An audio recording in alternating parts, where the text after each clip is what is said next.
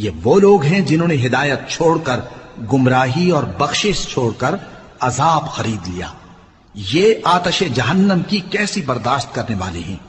یہ اس لیے کہ اللہ نے کتاب سچائی کے ساتھ نازل فرمائی، اور جن لوگوں نے اس کتاب میں اختلاف کیا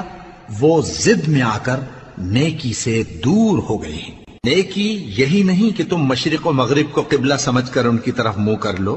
بلکہ نیکی یہ ہے کہ لوگ اللہ پر اور روز آخر پر اور فرشتوں پر اور اللہ کی کتاب پر اور پیغمبروں پر ایمان لائیں، اور مال باوجود عزیز رکھنے کے رشتہ داروں اور یتیموں اور محتاجوں اور مسافروں اور مانگنے والوں کو دیں، اور گردنوں کے چھڑانے میں خرچ کریں، اور نماز پڑھیں اور زکوٰۃ دیں، اور جب عہد کر لیں تو اس کو پورا کریں، اور سختی اور تکلیف میں اور جنگ کے وقت ثابت قدم رہیں. یہی لوگ ہیں جو ایمان میں